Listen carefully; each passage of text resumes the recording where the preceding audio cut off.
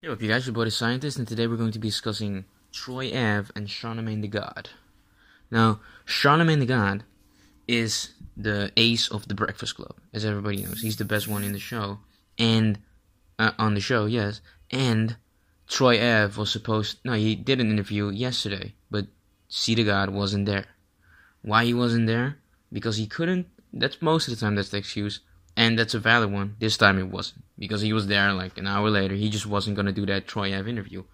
And that wasn't too crazy for me because he is connected through the whole thing in some way. And that way is that he is friends with chthagod. And everybody knows this.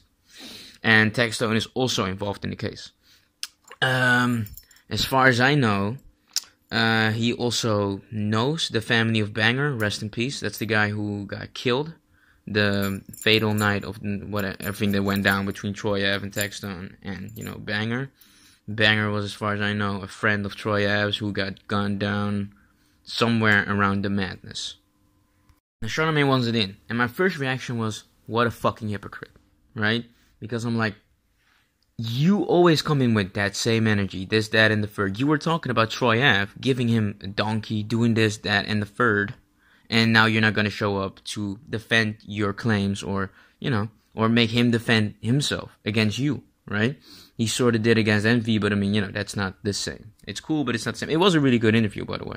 I think Envy and Angela Yee are still enjoyable while watching interviews. And I think they're actually getting better. And I thought most of the time Angela Yee carries the show when chthagod isn't there. I thought this time it was DJ Envy, so I thought that was kind of cool. He doesn't carry the show that often, but this time he did. He did a good job at it. But back to Troy Ave.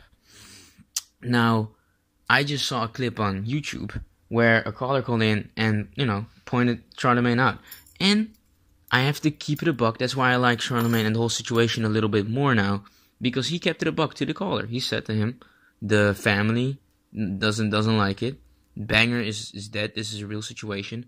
And, I'm not gonna get too much involved in it. I stepped away from that interview because of the dead people involved and the widow, the widow, or widow is not the good word, but the people who are carrying a loss.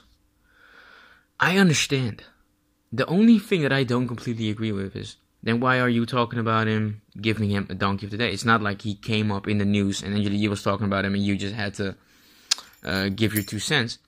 You decided to give him the donkey. You decided to do all that shit. Then, not even a week or 2 weeks, but 1 or 2 days later, he's supposed to be on the show, and you're not there. I mean, Charlamagne, he kept it a buck about the caller. He pretty much kept it a buck pretty much always. So, I'm not going to be too hard about it.